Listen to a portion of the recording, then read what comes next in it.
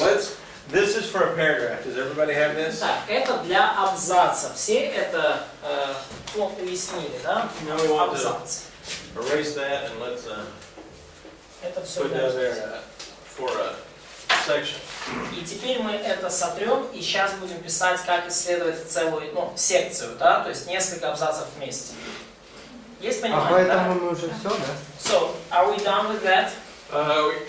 Yeah, as soon as we go through the steps, then we'll be done with that. Ну, сейчас да. Does anybody have any questions? То есть, есть ли у кого-то какие-то вопросы? Мы тут с преподавателем просто между собой как бы разбирались, что как, потому что я тоже что-то хотел понять. Вот, да, но тут она because it's in English, they just... Oh, right. All right, well, let's keep that for a moment and let's erase this and go to a Это section. пока оставим, может быть, сфоткайте для себя, кто хочет. Или все уже записали. Ну, записали. Слышишь, Андрей, я не понимаю, что значит, мы же главу свою разобрали. Смотри. Это у нас было для абзаца. Как исследовать абзац? Пример с Ефесян. Потом мы перешли в следующий, так сказать, в следующую тему, да, как исследовать целую секцию.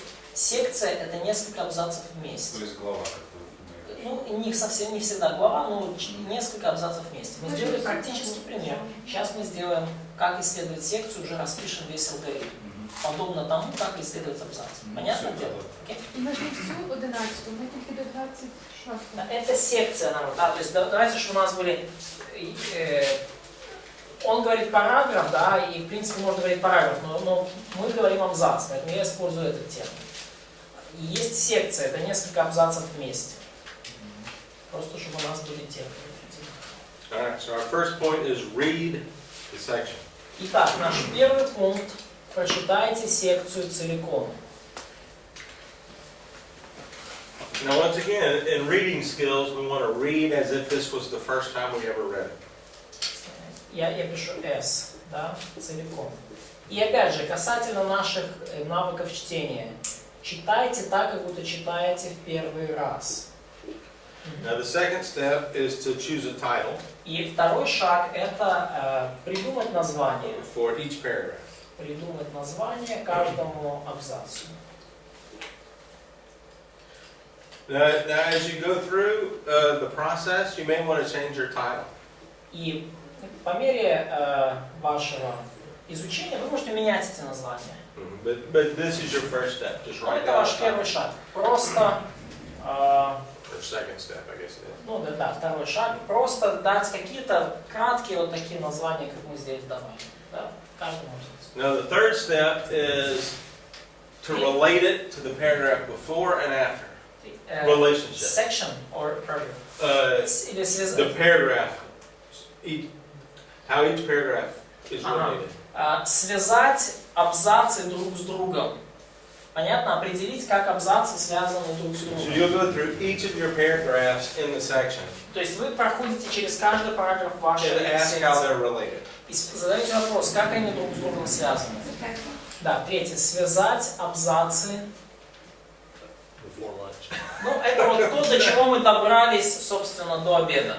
All right, В нашем so исследовании. step 4 is you want to apply that on the larger scale. И четвертое, apply that you...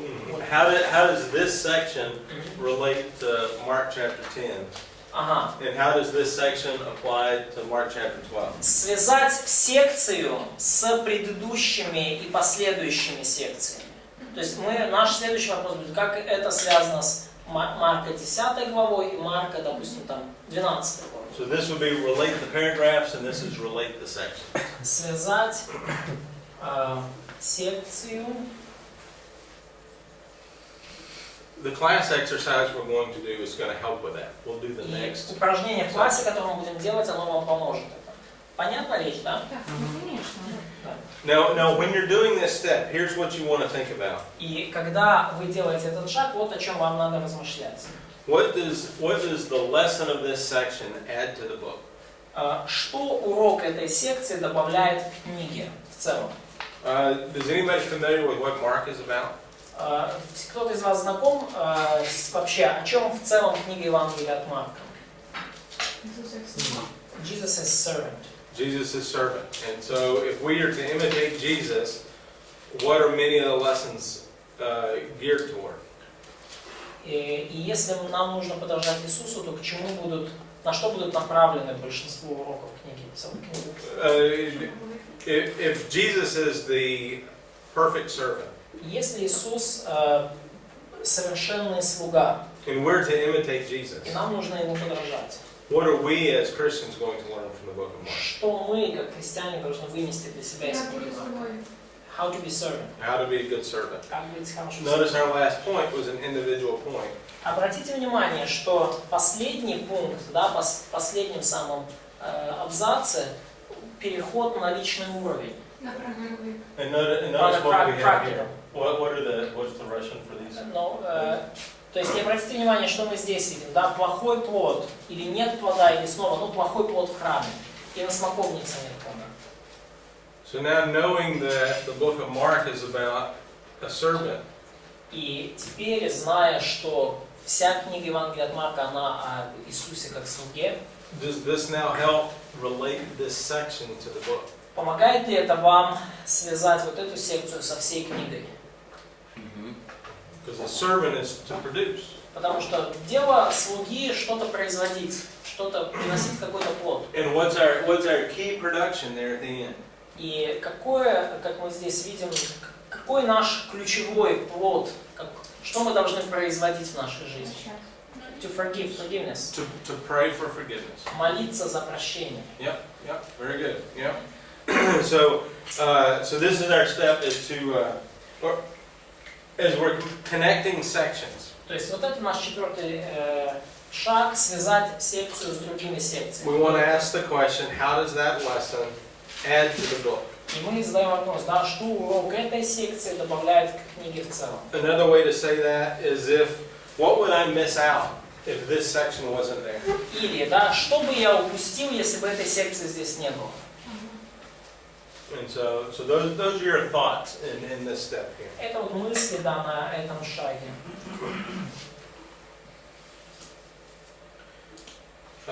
Step 5. Пятый шаг. State the theme of the lesson. Сделайте утверждение о теме урока. Theme or the lesson, or theme of the The theme of that section. Да. Сформулируйте тему или урок этой секции. Step 6. Шаг 6. We want to make 5 or 10 observations. Мы on хотим this section. сделать 5 or 6 5 or 10 observations. observations of the section. Like we did. That's what we Да. essentially Ага. did. is We made Сделайте observations. шестой шаг, сделайте 5-6 наблюдений. Ну, вот как мы вот уже здесь сделали, например. Сделайте 5-6 наблюдений касательно секции в целом. About section in general. Yeah. And so, it may be 2 per paragraph or 3 per paragraph. Ну, где-то 2-3 наблюдения на абзац. And again, our observations help us organize our thoughts. И опять же, наши наблюдения помогают нам организовать наши мысли. We want significant observations that are related to the theme of the passage. Мы хотим сделать какие-то значимые наблюдения, которые связаны с темой отрывка. I guess let's go over here. We've got 9 steps altogether. Ну, на самом деле у нас здесь аж 6, аж 9 шагов, поэтому мы... So our 7th is study the persons and the places. Седьмой, да? Yeah. Изучите места и действующих лиц. So, time is...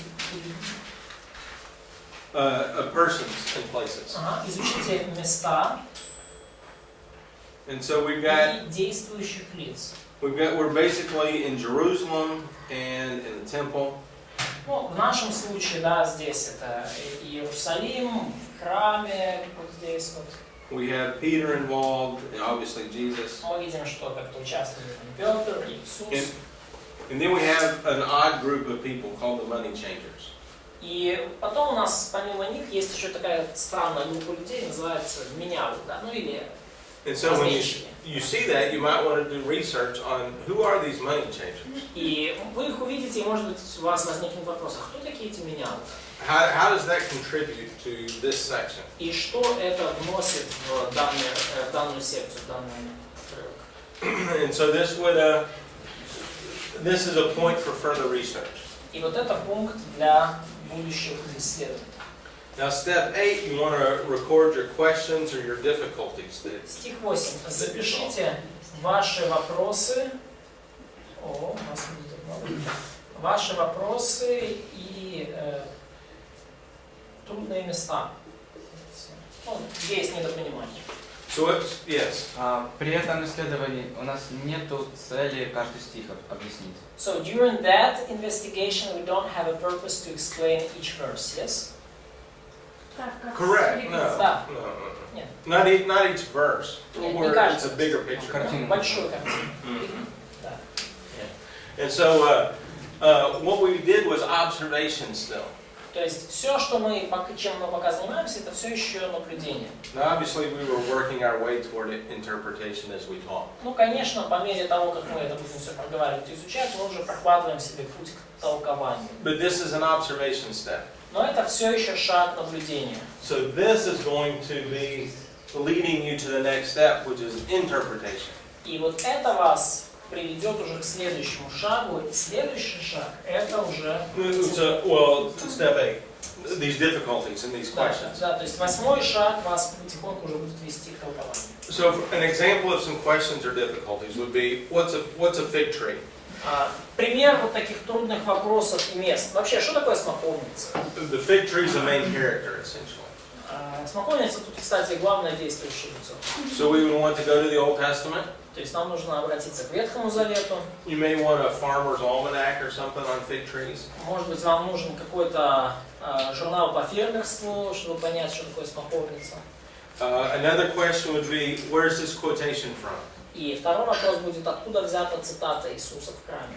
And then you would want to go to the Old Testament and read around that quotation. И вы, может быть, захотите обратиться к Ветхому Завету, перечитать эту цитату. And so that's just a couple examples of questions or difficulties. И вот это лишь несколько примеров таких вопросов и трудных мест. And then the last step is, what spiritual value did you come up with in your study? И еще один вопрос, какова духовная ценность? Ценность of these lessons, Of that section. духовная ценность данной секции. Ну, S я просто подразумеваю секцию, да, следующая. Духовная ценность данной секции.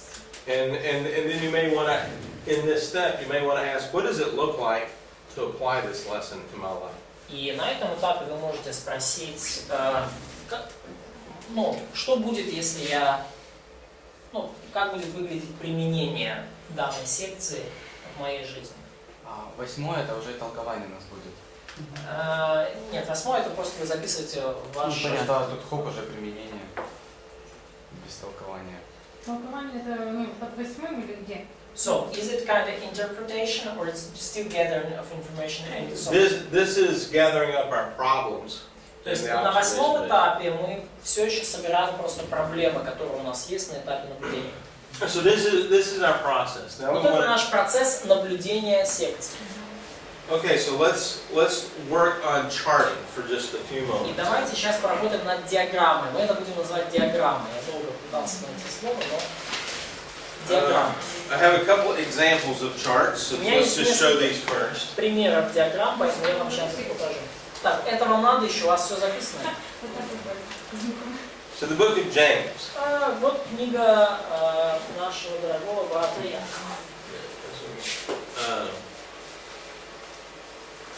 Now a chart is a tool for you to use. Диаграмма это для вас просто инструмент, который вы можете использовать. You want to get a lot of information on one sheet of paper. Вы можете много, a lot of information. Or actually, well, there's a lot of information in the book, so you have to pare things down to what's important.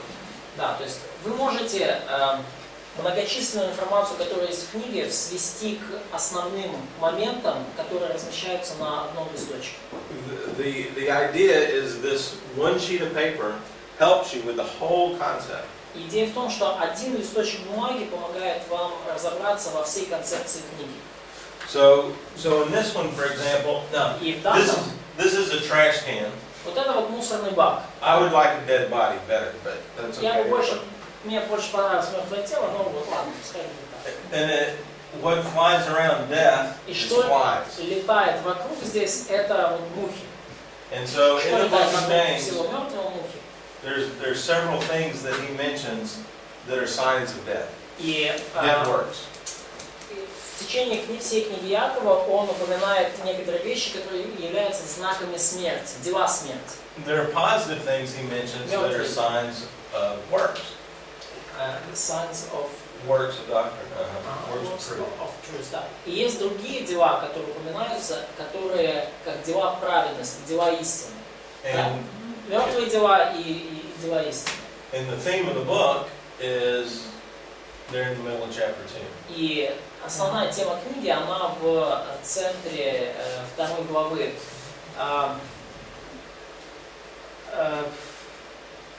То, насколько работает доктрина, проявляется в вашей практической жизни перед людьми. То, насколько истинность вашей веры проявляется в ваших делах среди людей. Истинность веры проявляется в делах среди людей. Will you send it to me or will you... I sent this one. This was in that.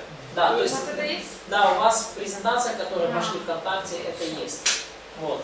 То есть подлинность вашей веры проявляется делами, сделанными перед людьми. Да.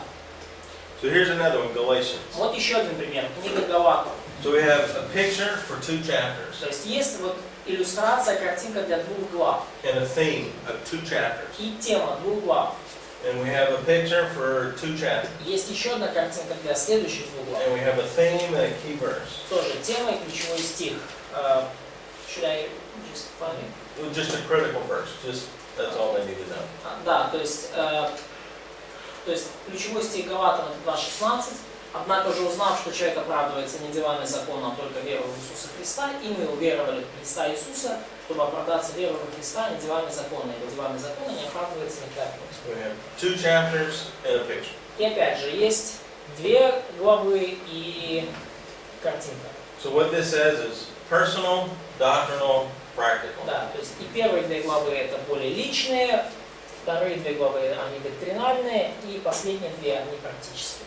So we have on the slide the theme verse. Есть тематический стих, Галатам 5:1, стойте в свободе, которую даровал вам Христос. And a statement of the purpose. And that's all they need to know. Just a statement Утверждение of о the цели purpose. книги, да. Цель скорректировать законнические подходы к христианству, указав на приоритет праведности по благодати через веру над делами закона. Павел опровергает их действующих и призывает верующих к вере и свободе в одном лишь Христе. Notice that there's not too much. Обратите внимание, там не слишком много всего. Don't put all your observations on it. Не помещайте на эту диаграмму все ваши наблюдения. Now we're trying to make our observations help us put together themes. Теперь мы хотим, чтобы наши наблюдения помогли нам собрать это все вот ключевые темы книги. If you're an artsy person, you may do it this way. Если вы такой весь из себя художник, художественная личность творческая, вы это вот таким образом If изобразите. you're a math person, you may do it this way. Ну, если вы математического склада, то вот вы, скорее всего, это так сделаете. So this is just a chart. Это просто вот таблица. And the concept here is Christ lives in me and I'm crucified with Christ. И концепция здесь: Христос живет во мне, я распят с Христом. Christ died for me, I'm redeemed by Christ. Христос умер за меня, и я искуплен Христом. And then here Christ lives through me, I fulfill the law И of Christ. Христос живет через меня, и я исполняю закон Христов. And again, those statements gather up 2 whole chapters. И вот опять же, эти утверждения, они суммируют 2 главы. Now your goal for homework is to do Jonah. И вашей домашней работой будет сделать такую вот диаграмму для книги Ионы. The book of John only has 4 chapters. Книги Ионы только 4. So you're going to have maybe 4 sections. Может быть, у вас будет там 4 раздела. That'll be your first assumption. I'll have 4 sections for Jonah. Такое вот первое предположение. Может быть, у вас будет таких 4 раздела для книги Ионы. You want to put a title on it, on each section. На каждый раздел надо будет, на каждую секцию название поместить. And you may have some connection that goes across the lines, that goes across the И вам chapters. нужно сделать какую-то соединительную, so kind of straining line, какое-то соединение, да, какую-то соединительную линию, которая будет проходить через 1, 2, 3, 4 главу. How is it connected? Как это все связано? Понятно мысль?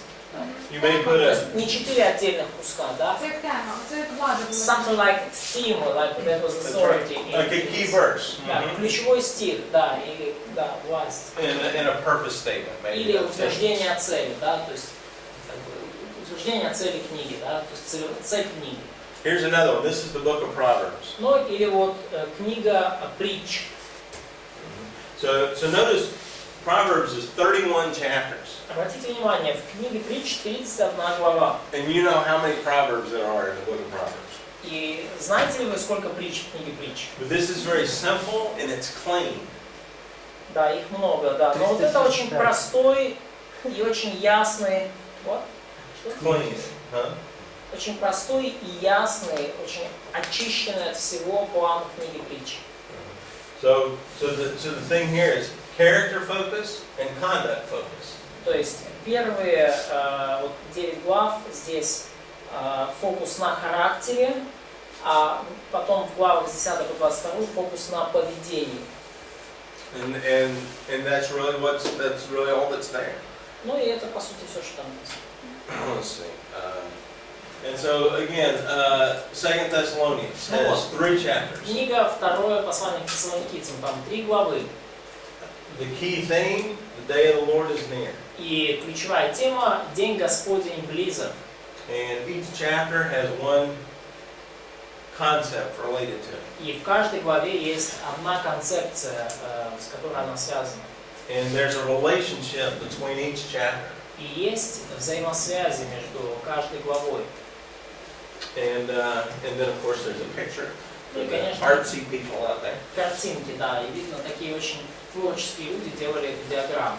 But the point of this is on one sheet of paper, you can look at it and organize your thoughts. Но идея в том, что вы смотрите вот на этот один листочек А4, это помогает вам организовать ваши мысли. Okay, so the key points about a chart. И ключевой момент касательно диаграммы. You want to label the major sections. Вам нужно дать название основным секциям книги. So give it a title. То есть дайте им название. Да? А? Спочатку розділити, а потім... First you should cut them fairly and then you should name them. Correct. Совершенно верно. Divide it into sections appropriately. Разделите их правильным образом на секции. Jonah should be fairly simple. I'm not sure if it goes across chapters or То not. есть But книга Иона, там все будет просто. So the sections and chapters are pretty...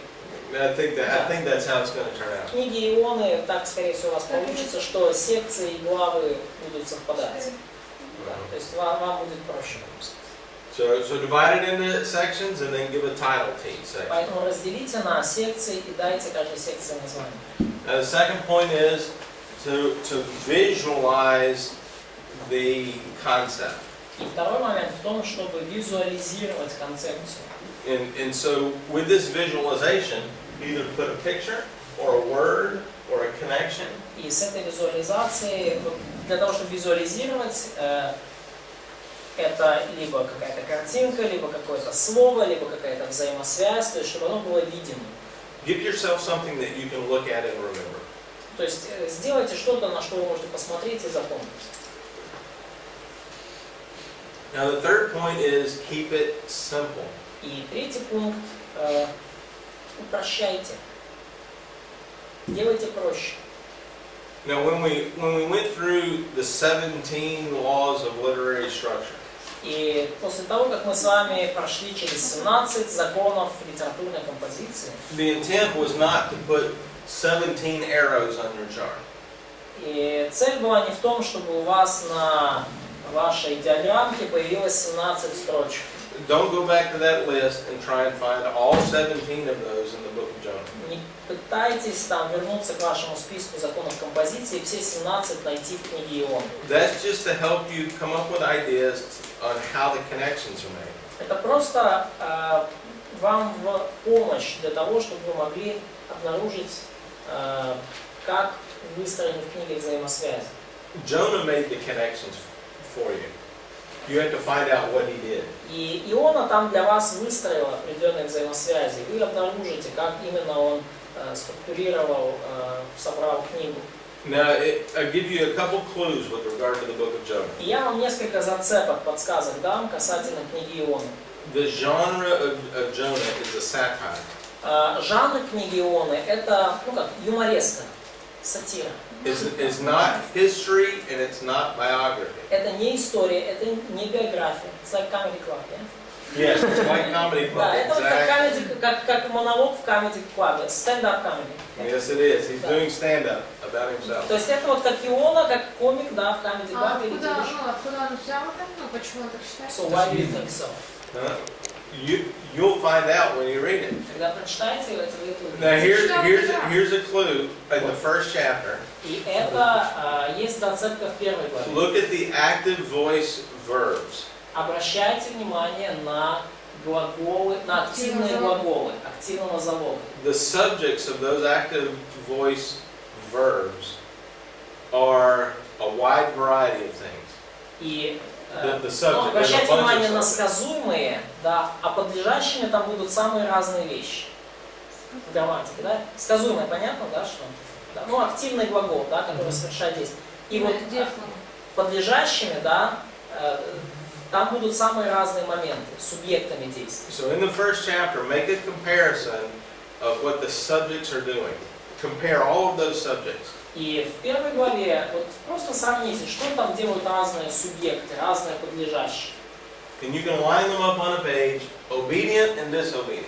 И вы обнаружите там, вы можете даже на странице расписать, послушные и непослушные. Кто послушен, да, и среди вот этих субъектов, да, подлежащих, действующих лиц, а кто не послушен. See if you think anything's funny in that. И подумайте, есть ли в этом что-нибудь веселое, в том, что вы увидите. And let that idea go forward through the whole book with you. И пусть эта идея, скажем так, она направит ваше мышление относительно всей книги. Много несколько вариантов, да? Книгу Ионы можно структурировать.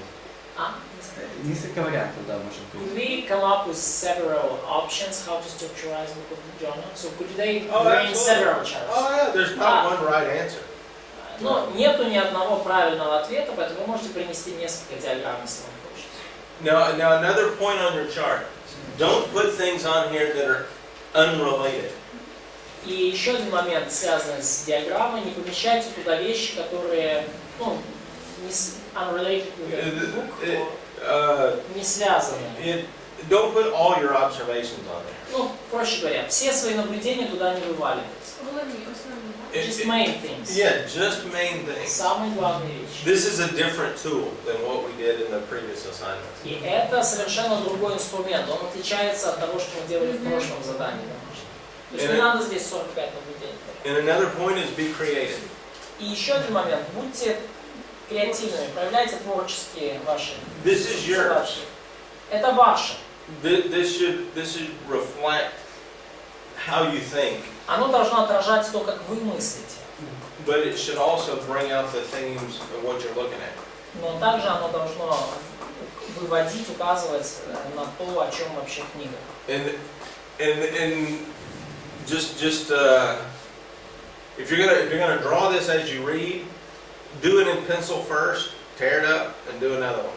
И если вы будете диаграмму эту писать по мере того, как читаете книгу, значит, сначала пишите карандашом, вот запишите первый вариант, вы вышвырните его и напишите. You may want to revise it once or twice. То есть вам, скорее всего, придется переделывать 1 или 2 раза точно. And once everything clicks in your mind, then you can go ahead and color it.